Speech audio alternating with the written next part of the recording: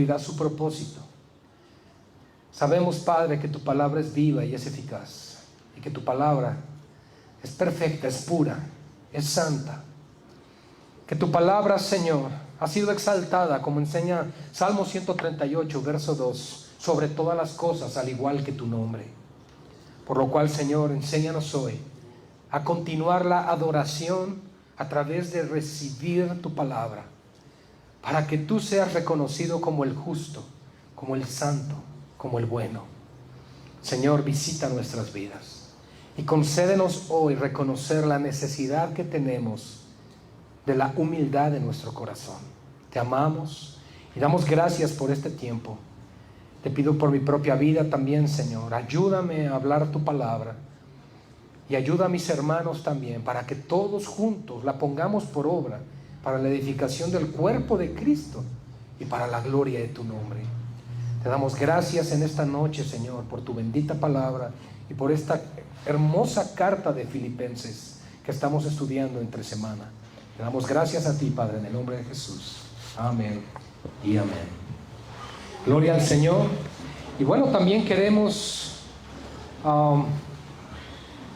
saludar a nuestros hermanos que nos acompañan a través de las redes sociales. Damos gracias a Dios por sus vidas.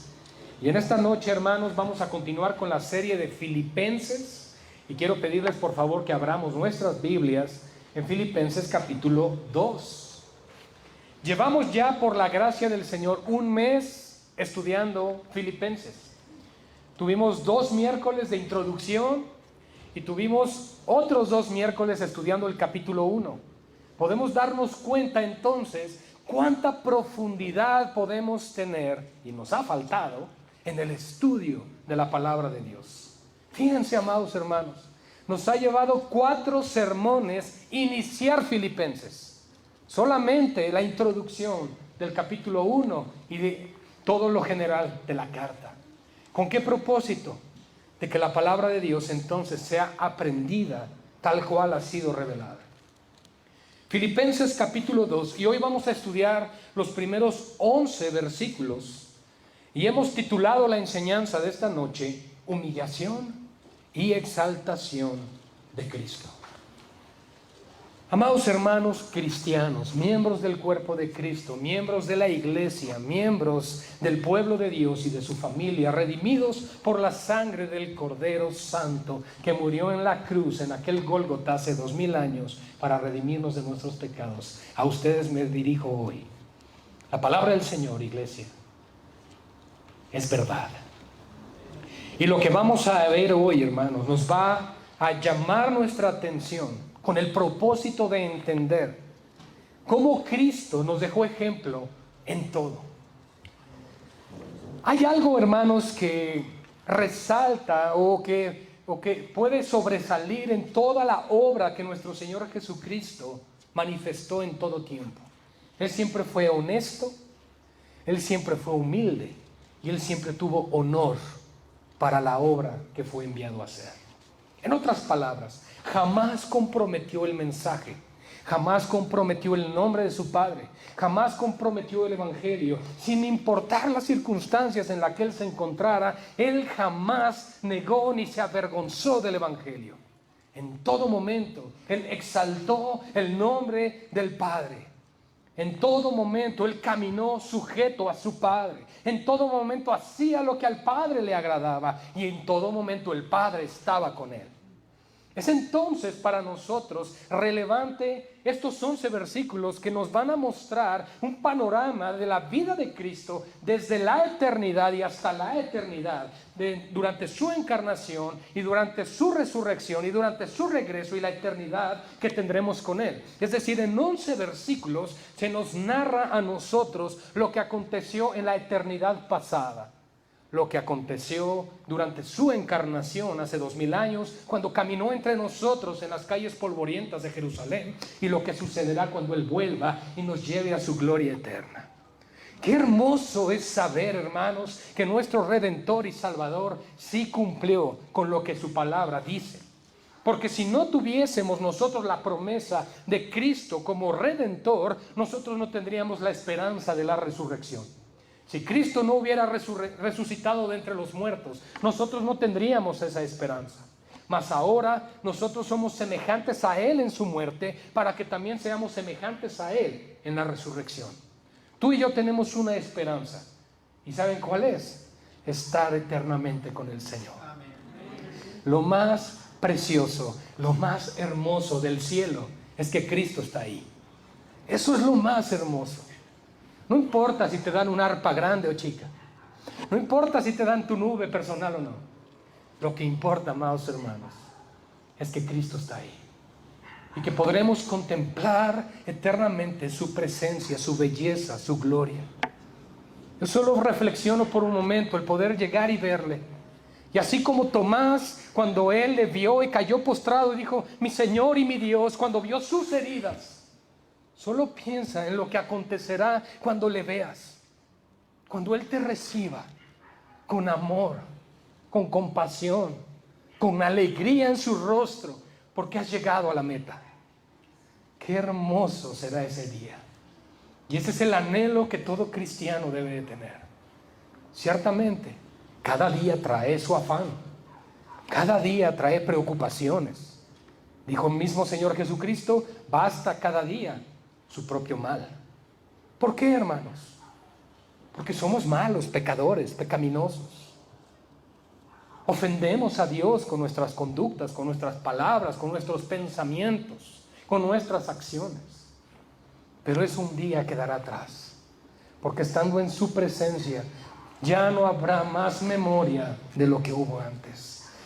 Ya no habrá memoria del pecado en cuanto a una pecaminosidad que nos lleva a desobedecerle a Él, sino que estaremos complaciéndole absolutamente en todo lo que Él nos pida, porque estaremos en la perfección de la gloria en su presencia. Ay, hermanos, cuánto anhelo ese día, cuánto anhelo poder estar con Él. Eso será maravilloso, entender que hay propósito. Y entender que hay un propósito en que ustedes dejen a su generación y descendencia la misma esperanza viva que no avergüenza, porque sabemos en quién hemos creído. Vive de tal manera que tus hijos sepan que las convicciones que tienen, nada ni nadie las podrá cambiar.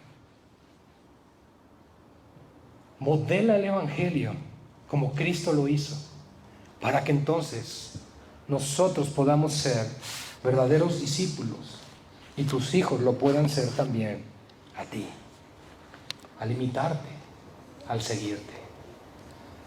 Yo encuentro en 1 Corintios capítulo 11, versículo 1, que el apóstol Pablo se atreve, porque es una declaración atrevida, al decir: imítenme a mí, sed pues imitadores de mí, así como yo lo soy de Cristo. Es una declaración valerosa, hermanos. Es una declaración que demanda lo mismo que Cristo vivió: honestidad, humildad y honor. En todo momento nos damos cuenta entonces que Cristo demanda de su iglesia eso, pero no lo demanda como alguien que solamente nos dice qué hacer, sino que Él nos dejó el ejemplo de cómo hacerlo. Él vino a este mundo a dar ejemplo de lo que a Él le agrada. Y lo que a Él le agrada es que el Padre reciba la gloria. Y la única manera en la que nosotros lo vamos a hacer es siendo verdaderos cristianos. Por tanto, dice Pablo, versículo 1, Filipenses capítulo 2. Después del recuento de lo que analizamos durante los 2 miércoles anteriores del capítulo 1, después de la reflexión tocante a la obra de Cristo en cada uno de los creyentes en Filipos, la participación en el Evangelio, el involucramiento de la iglesia en la obra misionera que el apóstol Pablo estaba realizando, después de reflexionar esas cosas y pidiendo y rogando que ellos dieran testimonio de Cristo, dijo: con tal de que ustedes se comporten como es digno del Evangelio, porque él anhelaba irlos a ver, él anhelaba regresar. Recuerden que Filipenses es una de las cartas escritas desde prisión. Él se encontraba en Roma, preso, en una casa rentada, enseña la Escritura. Él se encontraba ahí, hermanos. Pero el anhelo del corazón del apóstol Pablo era que el legado que él tenía, el legado que a él se le dio, pudiera transmitirse a las siguientes generaciones. ¿Han visto alguna vez en los Juegos Olímpicos las carreras que son de relevos? Llevan algo en la mano, como una varita, ¿verdad? Curiosamente se llama estafeta. Y sale el corredor, la distancia que le corresponda. Y ya que va a llegar al siguiente, comienza a correr el que va a recibir la estafeta, al punto de que llega el que viene corriendo y le pasa la estafeta, y entonces acelera el otro. Y así sucesivamente hasta que se acaban los relevos que son y culmina la carrera. Hermanos, así lleva la iglesia viviendo desde hace 2000 años, pasando generación a generación la estafeta. Corramos de tal manera que obtengamos el premio, como dice Pablo. Corre de tal manera que alcances a la siguiente generación para la gloria de Dios, entregando la estafeta para la gloria de Cristo. Que tú puedas llegar a la presencia del Señor y decir: Señor, he guardado la fe, he acabado la carrera. Y ahora tú, Señor, me tendrás reservada esa corona de gloria que has aguardado para todos aquellos que aman tu venida. Podemos darnos cuenta entonces de qué manera Pablo visualiza la vida cristiana. No es solamente algo que hacer, no es algo que hago el miércoles, no es algo que hago el domingo en la mañana. Implica la eternidad del alma. Y esa es la esperanza que nosotros tenemos, que sí, fallece alguien, un ser querido, pero si parte con Cristo, amados hermanos, solo se nos adelantó. La incertidumbre viene cuando sabes que no estaba en el Señor. Y aún más cuando tú no hiciste nada porque el Evangelio llegara a sus vidas. Eso es un peso muy fuerte. Un ser querido parte. Tuviste oportunidad de hablar del Evangelio, no lo hiciste. Y no solo no lo hiciste, diste además un mal testimonio. Oh, terrible carga, yugo, opresión que viene cuando te encuentras en ese lugar diciendo el último adiós, como enseñan aquí en este mundo a esta persona. Y eso entonces nos debe recordar que estamos en una carrera. Y cuando Pablo visualiza su vida en una carrera, no es alguien que está quieto, hermanos. No es alguien que está sentado en la banca viendo qué sucede, viendo a los demás corredores cómo corren, se cansan, se fatigan. No. Se involucran. Son parte de lo que Dios está haciendo. Tú debes ser parte de lo que Dios está haciendo en esta generación, porque Él te apartó a ti, no a los que no están en este lugar. Él puso sus ojos sobre ti y envió a su Hijo para darte el testimonio y el ejemplo de cómo vivir la vida cristiana. Por tanto, dice Pablo, si hay alguna consolación en Cristo, si algún consuelo de amor, si alguna comunión del Espíritu, si algún afecto entrañable, si alguna misericordia, completad mi gozo. ¿Cómo? Porque Él está diciendo: hermanos, no estoy con ustedes. Yo ruego que por la oración de ustedes y por la suministración del Espíritu de Cristo, es decir, el gozo, la administración a favor de que Dios permitiera que saliera de prisión el apóstol Pablo, le concediera entonces regresar a Filipos y abrazar a los hermanos. Pero de alguna manera él dice: pero si no logro hacerlo, si no logro llegar, si no estoy con ustedes, entonces quiero decirles algo: si hay alguna consolación, en otras palabras, si hay algo que me consuela. Pablo en prisión escribiendo esto para que Epafrodito llevara la carta. A ver, Epafrodito, escribe esto. Si hay alguna consolación en mi corazón, si no llego a verles, si algún consuelo de amor, si no llego a verlos, si alguna comunión del Espíritu, si no llego a verlos, si algún afecto entrañable, si alguna misericordia, completad mi gozo. ¿Y saben cómo? Sintiendo lo mismo. Nuevamente el corazón del Evangelio, la unidad del cuerpo de Cristo. Este mundo, hermanos, hace grandes diferencias. Es más, En nuestro lenguaje utilizamos frases como clases sociales. Qué terrible que tenga que existir eso. Mas sabemos que es consecuencia del pecado desde el principio. Jesús mismo lo dijo hace 2000 años. A los pobres siempre los tendrán y siempre tendrán ocasión de hacerles el bien. Si tienes ocasión de hacer bien a alguien en necesidad, hazlo, porque el Señor lo manda así. Pero lamentablemente, hermanos, dentro de la iglesia, a veces vemos esas diferencias. Vemos a los que se sienten menos y a los que se sienten en la high society.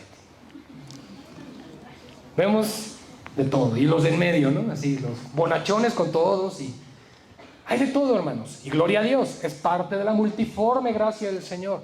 Pero Pablo tiene en mente una cosa, que la unidad en el cuerpo de Cristo no la da una emoción, no la da un sentimiento, la da el Señor.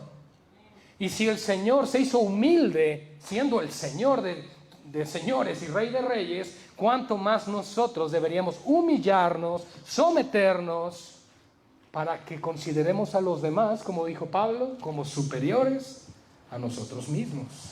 ¿Cuán difícil es eso? Porque la ropa de él no es de marca y la mía sí. Porque no huele a loción y yo sí, o viceversa. Y qué difícil es extenderle un abrazo a una persona así. Eso, iglesia, Santiago lo reprende duramente y le llama acepción de personas. Y Dios dice en su palabra: yo no hago acepción de personas. Es por eso que al llegar a Cristo, el Señor comienza una obra de transformación desde lo más profundo del corazón. Ciertamente trabaja con los pecados más visibles, ¿verdad? El alcohol lo quita, el tabaco lo quita, las groserías, las palabras, son cosas que el Señor comienza a remover. Pero el carácter, los prejuicios, el chisme, la crítica, la murmuración, el mirar sobre el hombro a los demás, sentirnos mejores que otros, esas cosas, hermano, son cosas que el Señor va puliendo. Va puliendo. Y los pulidos del Señor son dolorosos en ocasiones, porque Él nos avergüenza con tal de que reconozcamos que sin Él no somos nadie. La caída, entre más soberbios somos, es más alta, hermanos, más fuerte, más dura y más dolorosa. Por eso Él resiste a los soberbios, pero da gracia a los humildes. Completad mi gozo sintiendo lo mismo. Tengan una misma mente, un mismo parecer, el mismo amor, unánimes. Si tú analizas Hechos 2, verso 1, dice que la iglesia se encontraba unánime y junta. Ahorita podemos estar juntos, pero no en unidad. Porque puede haber prejuicios, puede haber situaciones que este huele feo, este está muy bajo, está muy alto, este está gordito. Pueden haber todo este tipo de cosas, hermanos, aún dentro de la iglesia. Ay, mira, no volvió sus zapatos. Ay, mira que... ¿Es en serio? Sé que suena quizá como a risa, hermanos, pero son cosas que quizá no decimos, pero sí pensamos. Y cuando está en ese tipo de pensamientos, debes reconocer una cosa: este tipo de pensar no da gloria a Dios. Porque yo debo de pensar a la luz de las Escrituras de todo lo que sea digno de alabanza. En esto pensad, dice el apóstol Pablo. ¿Cómo lo logro? Siendo renovados en nuestro entendimiento. Pablo lo entendía y le escribe a la iglesia sabiendo, por supuesto, es una iglesia fundada, plantada, establecida en el primer viaje misionero, en el segundo viaje, misionero del apóstol Pablo, que vamos a ver durante el estudio de Hechos de los días domingo. Y es interesante, hermanos, porque Él les está pidiendo que haya unidad, sintiendo una misma cosa. Siente lo mismo, estén unidos en lo mismo. Y luego, de repente, en el verso 3, continúa acrecentándonos la lista, como diciendo: por si no quedó claro, se los quiero explicar de otra manera, dice Pablo. Nada. Hermanos, el Nuevo Testamento está en griego. Yo no soy griego, aprendí algunas palabras, gloria al Señor, pero esto está en español, y en español nada es nada. Y dice, nada hagáis por contienda, contender, pleito, celos, murmuraciones, divisiones. Nada hagas por contienda o por vanagloria. Fíjense las palabras que está utilizando Pablo aquí. Nada hagas por entrar en pleito, ni busques la gloria para ti. ¿Por qué? Porque Cristo nos ha reconciliado con el Padre y nos ha dado la paz. ¿Cómo nos saludamos? Gracia y paz. Y por el otro lado nos dice, la gloria para ti es vana, es idolatría. Tenemos que buscar la gloria de Dios, que Dios sea glorificado en todo lo que hagamos. Así que nada voy a hacer por entrar en pleito, nada voy a hacer por sentirme mejor que otros. Ahora, esto por supuesto hay que entenderlo en todo un contexto donde sí tenemos como iglesia que juzgar con justo juicio. Por ahí dicen, no juzgues porque serás juzgado. Sí, pero Cristo nos explica el juicio que la iglesia puede emitir. Y nos dice, cuando juzguen, háganlo con justo juicio. ¿Cómo puedo juzgar con justo juicio? Bueno, en primer lugar, considerando que yo soy carne también, entonces no debo emitir un juicio severo, sino un juicio a la luz de la Escritura. Porque la palabra de Dios siempre va a tener razón, ¿verdad? Cuando tu voluntad y la voluntad de Dios chocan, una de las dos voluntades va a morir. Y creo que es sencillo saber cuál es la que morirá. Así que, mis hermanos, Pablo tiene en mente una sola cosa. Nada hagan por pleito, no peleen, no contiendan, porque todos lo hacemos con un mismo propósito, la gloria del Señor. Antes bien, ahora vea lo que dice, antes bien, con humildad.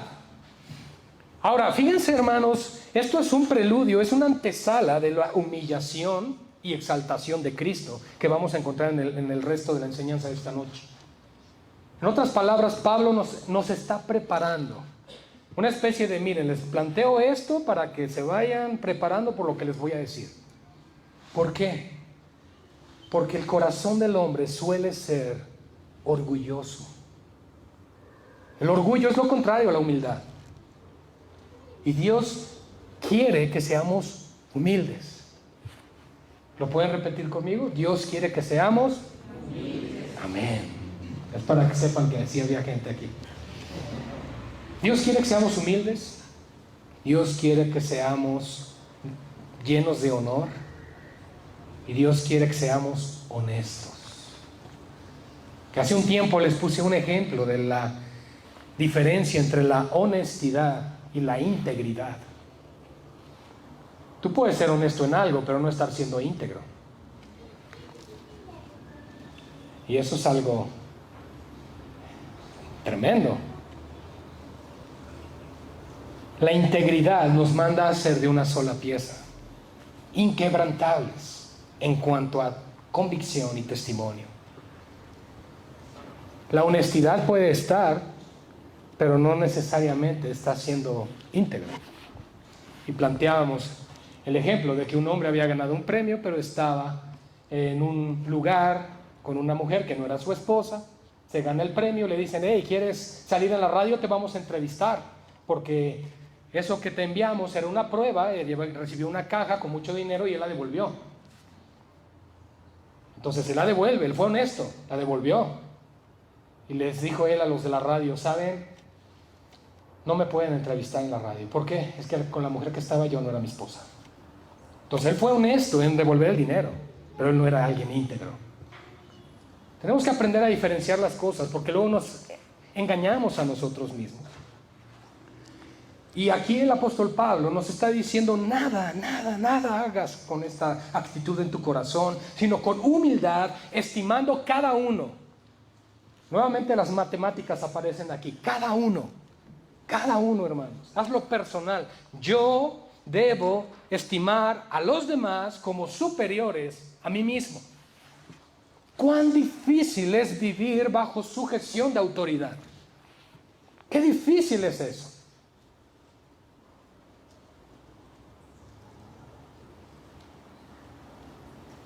Los padres batallan con los hijos que no se sujetan. El esposo batalla con la esposa que no se somete.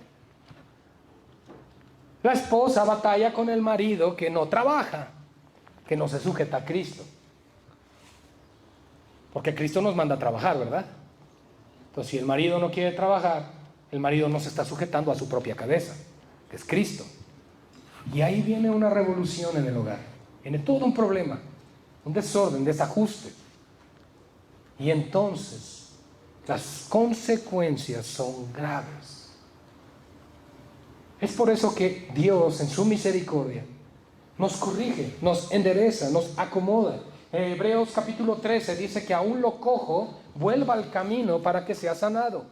En otras palabras, continuamente nosotros tropezamos, pero el Señor dice vuelve al camino, y el Señor sana, restaura, dirige, encomienda, con el propósito de que tú y yo podamos caminar bajo la bendición de Dios, pero también en obediencia. La obediencia de Dios siempre va a acarrear la bendición de Dios, hermanos. La bendición de Dios no viene porque tú decretes, porque tú profetices, porque tú arrebates, declares, establezcas y visualices. No viene así. La bendición de Dios viene cuando tú obedeces su palabra y te sujetas al señorío de Cristo.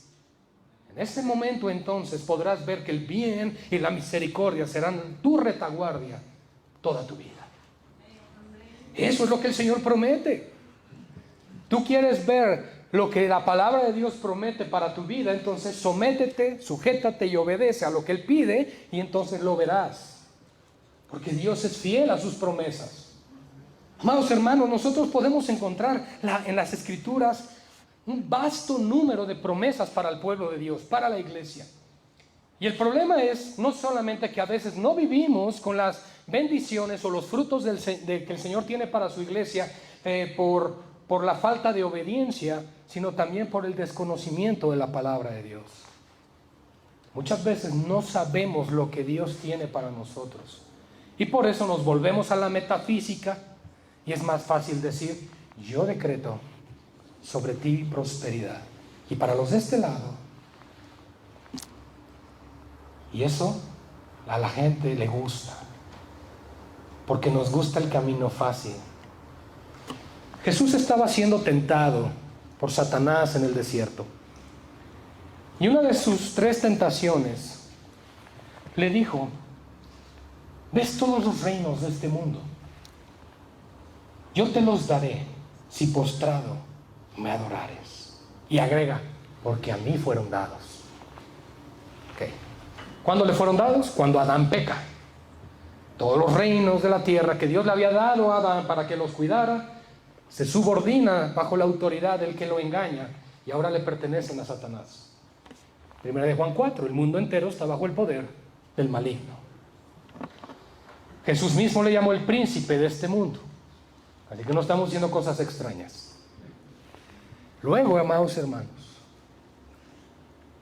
Jesús le dice, escrito está, ¿verdad? Pero yo quiero aquí regresarme un poquito nada más. ¿Qué le está ofreciendo Satanás a Cristo? Porque yo tengo entendido a la luz de las Escrituras que todos los reinos han venido bajo el dominio de Cristo una vez que Él resucita. Incluso el imperio de la muerte le fue arrebatado al diablo, porque Él arrebató las llaves del Hades a Satanás. Entonces, ¿cómo es eso posible? Es muy sencillo, porque Satanás nos tienta de la misma manera que tentó a Cristo ahí. Te está ofreciendo un atajo, te está ofreciendo una salida. Mira, Jesús, te puedo dar los reinos sin la cruz. ¿Qué te parece? Es un trato justo, no tienes que sufrir, no tienes que morir en ese lugar. Te lo doy, finalmente es lo que quieres, ¿no? Y eso es lo que Satanás muchas veces, si no es que siempre, porque él sigue usando las mismas estrategias, amados hermanos. Satanás no innova. Es triste escuchar cristianos aún decir, más sabe el diablo por viejo. Ahora, por otro lado, quiero decirles una cosa. Satanás es mejor teólogo que cualquiera de los que estamos aquí. Él sabe las escrituras mejor que nosotros. Por eso él buscaba que Cristo no llegara a la cruz. Porque hay una parte de la iglesia que también piensa, no, Satanás pensaba que iba a vencer cuando crucificara a Jesús en la cruz y pues le salió el tiro por la culata. No, hermanos, claro que no. Desde que Jesús nació, Satanás buscó matarlo. Él no quería que llegara a la cruz. Aún Pedro, inspirado por Satanás, le dijo, no, nada de esto te acontezca, Señor. ¿Y qué le dijo Jesús a Pedro? Apártate de mí, Satanás. Porque no pones tus ojos en las cosas de arriba, sino en las de los hombres. Nos damos cuenta entonces que la estrategia de Satanás siempre es hacernos caer en su tentación, en las pruebas que él pone. Y una de las mayores pruebas con las que él nos ataca es hacerte creer que eres mejor que el que está a tu lado. Y entonces Pablo tiene que corregir esto, inspirado por el Espíritu Santo, diciéndole a la iglesia, no, al contrario, voy a transformarte, voy a revolucionar tu mente, te voy a cambiar el chip. Tú tienes que considerarte menor, inferior que los demás. Wow. Pero esto es muy difícil. Solamente piensa en los centuriones, en aquellos hombres poderosos de poder, de dominio en Roma, que se estaban también convirtiendo al Señor. Un Cornelio, como el primer gentil que se convierte en el libro de Hechos. Alguien que tenía bajo dominio a las personas, bajo su cuidado y bajo sus órdenes. Y de pronto les dicen, mira, pero si quieres seguir a Cristo, sí, puedes ser un jefe, puedes ser supervisor, un general, lo que sea, incluso presidente de una nación en términos modernos. Pero si eres de Cristo, aún el que está barriendo las oficinas presidenciales, lo debes considerar como superior a ti. Las enseñanzas del reino de los cielos no cuadran con las enseñanzas del orgulloso corazón del hombre. No mirando entonces cada uno por lo suyo propio,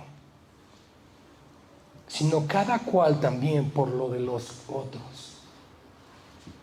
Hoy tenemos que comer, gloria al Señor, pero escuché que un hermano o una hermana o la familia fulana no tiene que comer. Vamos a hablarles que se vengan a comer a la casa. Vamos a ayudarles.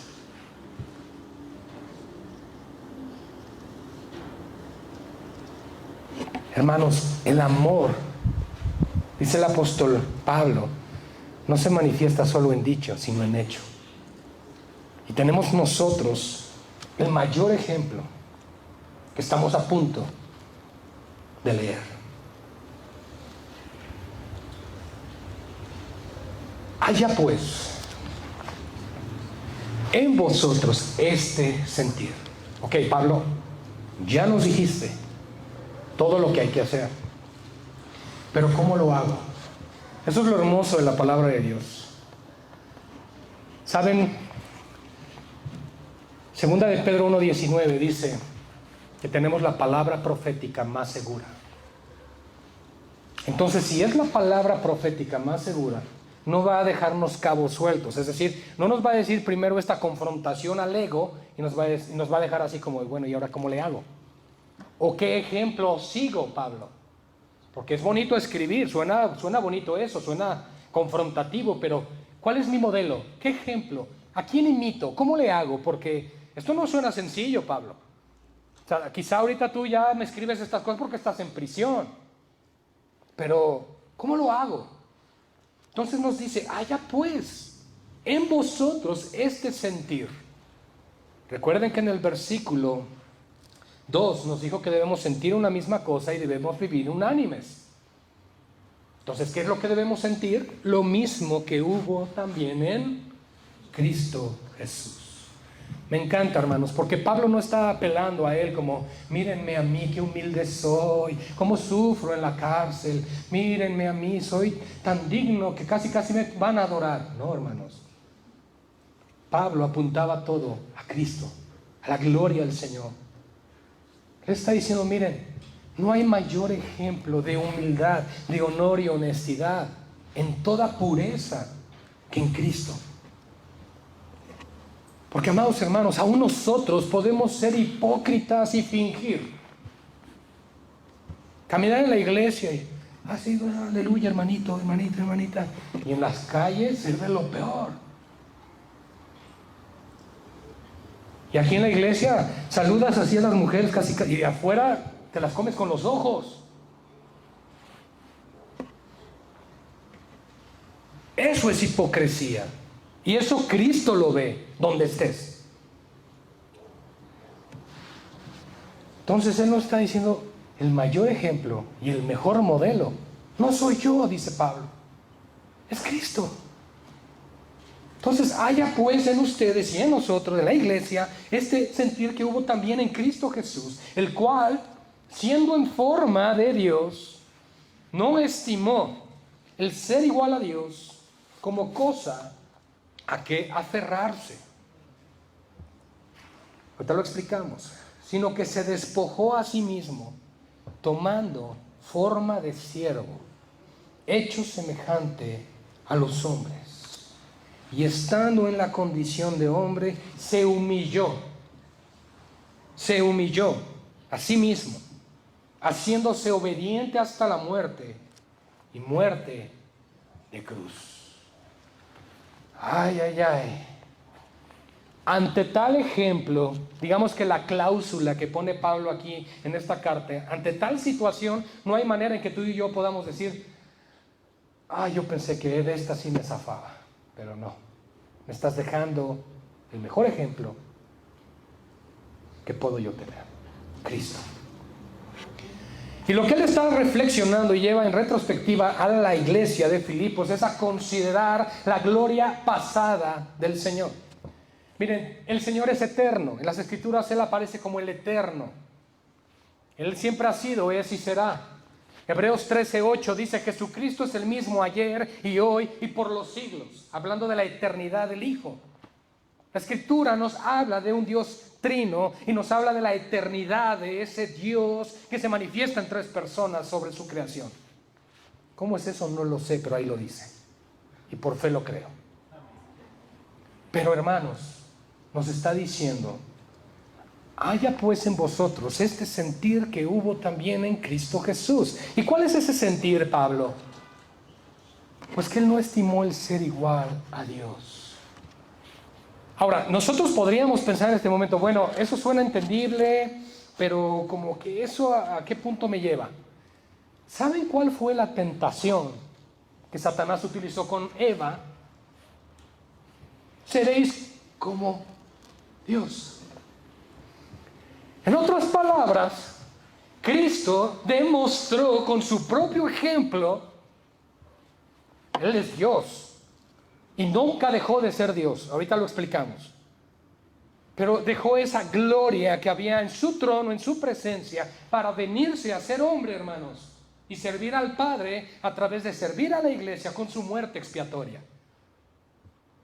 Esto es tremendo, hermanos, porque mientras el hombre fue seducido, fue atraído con la tentación de ser como Dios, porque Adán y Eva eran dueños de todo. Dios les había dado todos los animalitos, la creación, todo estaba bajo el dominio de ellos. Satanás tenía que ofrecerles algo que no pudieran tener. ¿Y qué era? Ser como Dios. Fácil, cayeron. Y Cristo, siendo Dios, no estimó el ser igual a Dios. Ahora bien, vamos a explicar un poco esto, la encarnación, para que quede así como que no quede en suspenso. Cristo, la segunda persona de la Trinidad, vino el Espíritu Santo y deposita su simiente para fecundar un óvulo de una mujer llamada María. Porque sí, pasó así. No hay de otra forma para dar vida, hermanos. Sí es un ser santo, pero el proceso de nacimiento fue normal. Nada más que no hubo coito. Entonces, el Espíritu de Dios deposita la simiente. El mismo ángel Gabriel que visitó a María le dijo: el santo ser que nacerá de ti sería llamado hijo del Altísimo. Era santo. María traía el pecado de Adán, por supuesto. Ella es hija de Adán, igual que todos nosotros. Pero el punto es que la simiente la depositó el Espíritu Santo. Y por eso Jesús pudo nacer sin pecado. Por si no sabías cómo era el caso, fue así. Entonces, en el momento que se fecunda el óvulo, se crea un alma humana también. Eso es la unión hipostática de Cristo. Sus dos naturalezas, 100% Dios y 100% hombre, con un alma humana. Es algo impresionante, pero así sucede. Nace, y ese pequeñito, y esto lo he explicado muchas veces, nace, crece en sabiduría, en inteligencia, porque era un hombre también. Y conforme crece, ¿qué creen? Aunque te pongan en una película que el niño Jesús resucitaba pajaritos, no. Él obró los milagros hasta que fue bautizado por el Espíritu Santo. Él obró todo milagro en virtud del poder del Espíritu de Dios en él. Él siempre fue Dios, nunca pecó, pero estaba limitado por un estuche humano, por decirlo así, porque Él padeció en todo, siendo tentado igual que nosotros, pero sin pecado. Tenía que ser semejante en todo a nosotros, todas esas cosas. Y entonces, cuando Él muere, entrega su alma. ¿Cuál? Humana. ¿Qué muere? ¿Muere de Dios? No, muere el cuerpo humano que le fue dado. Jesús no puede morir porque es Dios. La muerte no lo puede retener porque Él es vida.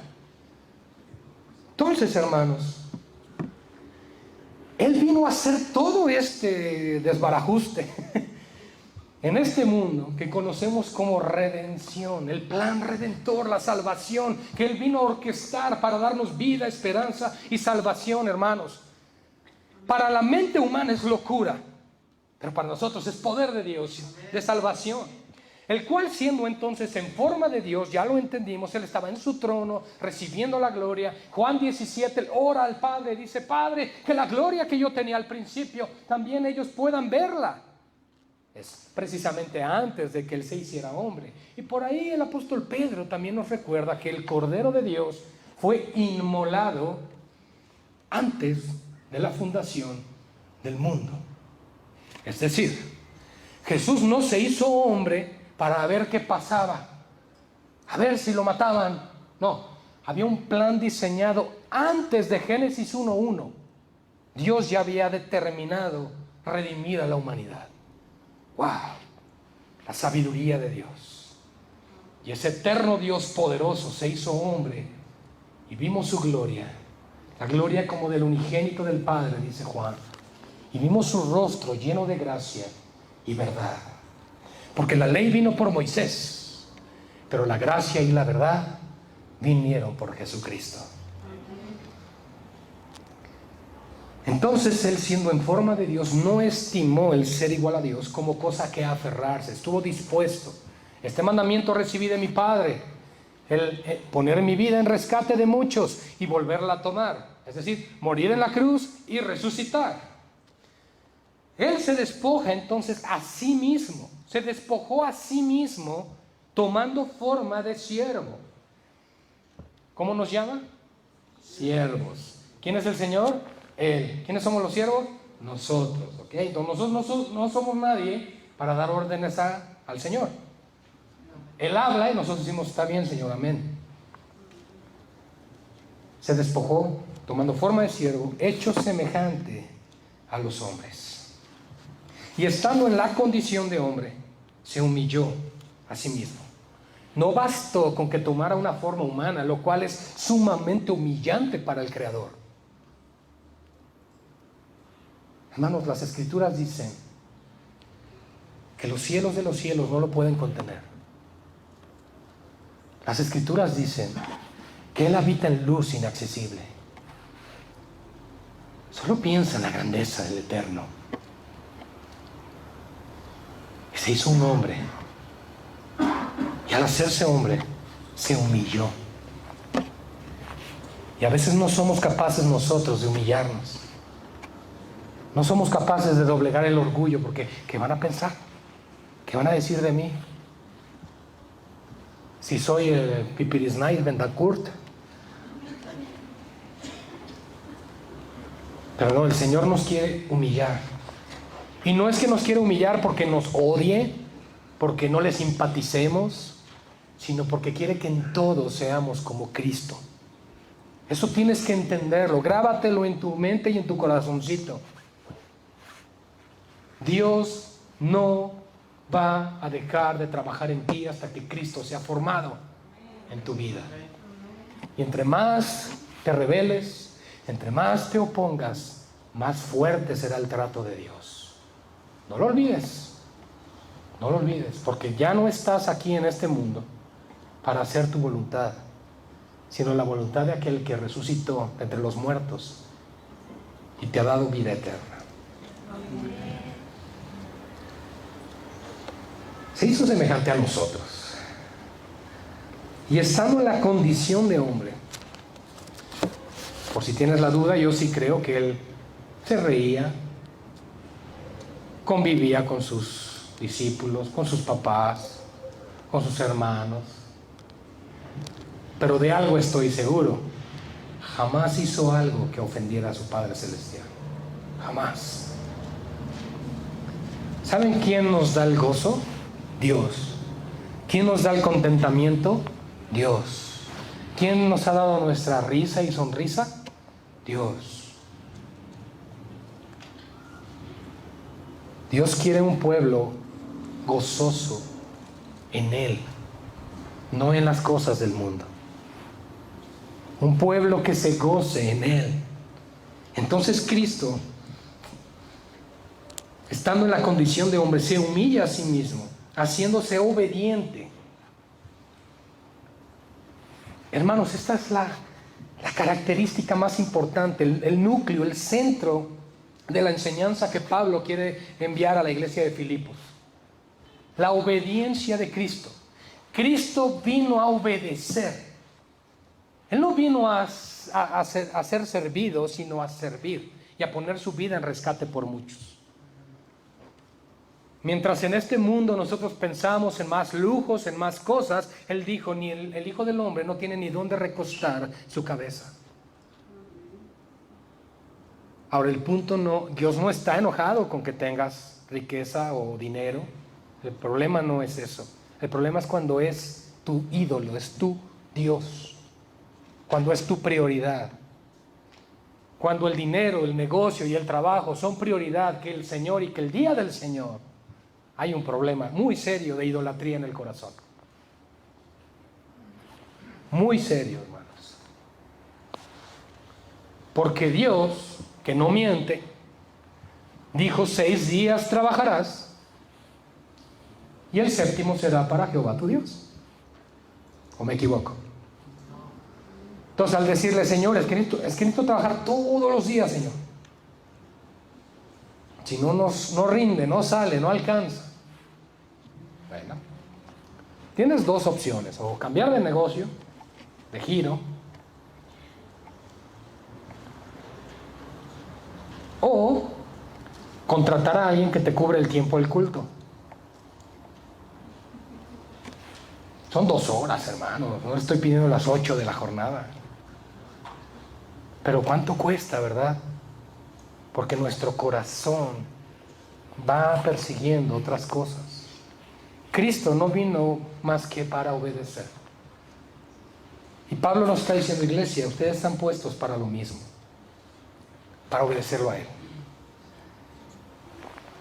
Y estando entonces en esa condición, se hizo obediente hasta la muerte, y muerte de cruz. Obediente hasta la muerte. No es hasta que ya no aguantó, hasta que se cansó, hasta que ya dijo: ya no puedo con estos discípulos que el Señor me dio. No, hasta la muerte.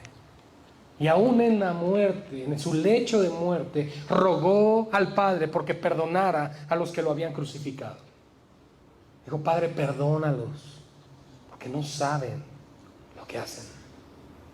Qué palabras, hermanos. Qué palabras. Yo solo pienso en aquellos que han muerto en silla eléctrica o cosas así. ¿Cuál sería realmente su actitud? Hablo de malhechores. ¿Cuál sería su actitud y su pensamiento contra sus verdugos? No creo que fueran la misma. Les deseaba lo peor, les maldecían.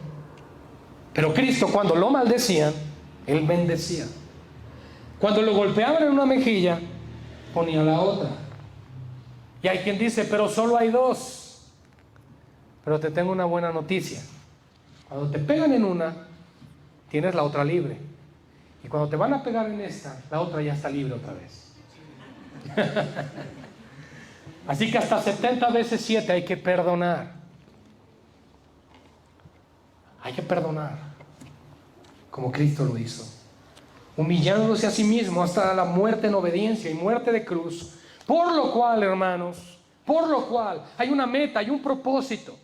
Y yo quiero que consideremos y pensemos lo mismo, que así como el Padre glorifica a su Hijo, el Padre glorifica a su iglesia. No estaban atentos. Les acabo de decir la promesa más hermosa que hay. Y estaban pensando en no sé qué. Iglesia, así como el Padre glorifica a su Hijo, Él glorificará a su iglesia. Aleluya, hermanos. Por lo cual Dios también lo exaltó hasta lo sumo. Y le dio un nombre que es sobre todo nombre. Ahora está hablando de Cristo. Pero yo quiero decirte una cosa. Cuando no eras nadie para el Señor, Él te rescató, te adoptó como su hijo, como su hija, y te ha dado su nombre. Te ha dado su nombre. Eres suyo, le perteneces. Cristo es la primicia en todo. Él tiene la preeminencia en todas las cosas, por supuesto. Nuestro hermano mayor, humanamente hablando, el Cristo encarnado. Tenemos que entender entonces, hermanos, el gran privilegio que se te ha concedido al decir, soy de Cristo.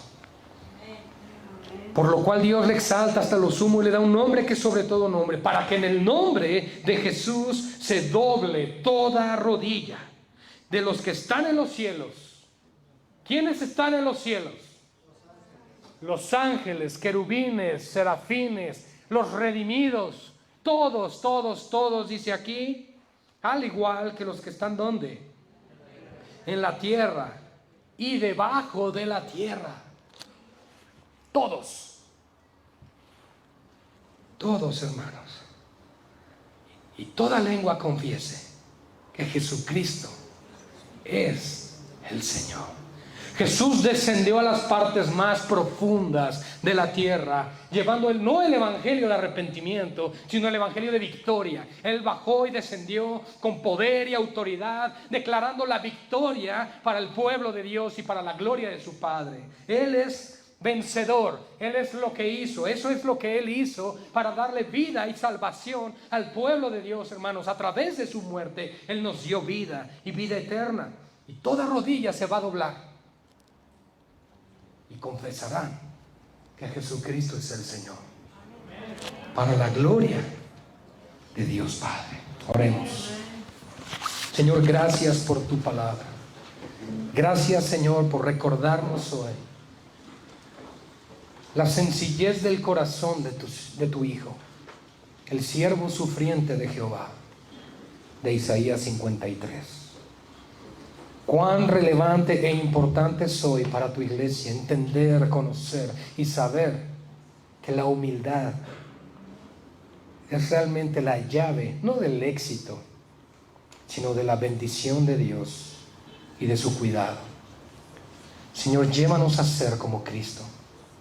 Llévanos, Señor, a tener este mismo sentir que hoy nos ha exhortado tu bendita y santa palabra, para que no pensemos de nosotros más de lo que debemos pensar, para que seamos humildes y podamos reconocer a los demás como superiores a nosotros mismos. Danos un corazón humilde, Señor. Danos un corazón generoso. un corazón manso, un corazón entendido de tu buena voluntad.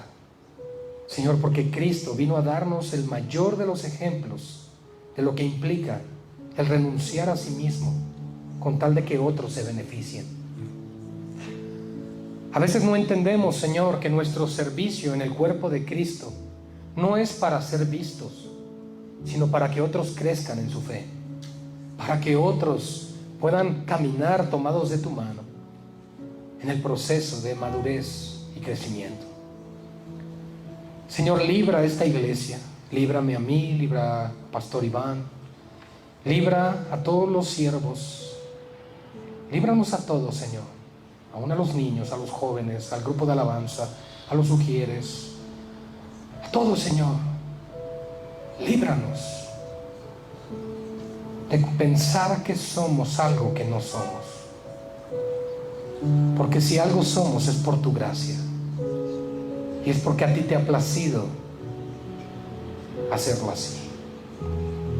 Gracias, Señor, por tu iglesia, gracias por tu palabra, y sobre todo gracias por Cristo. Te damos gloria a ti en esta noche, Señor, en el nombre de Jesús. Amén y amén.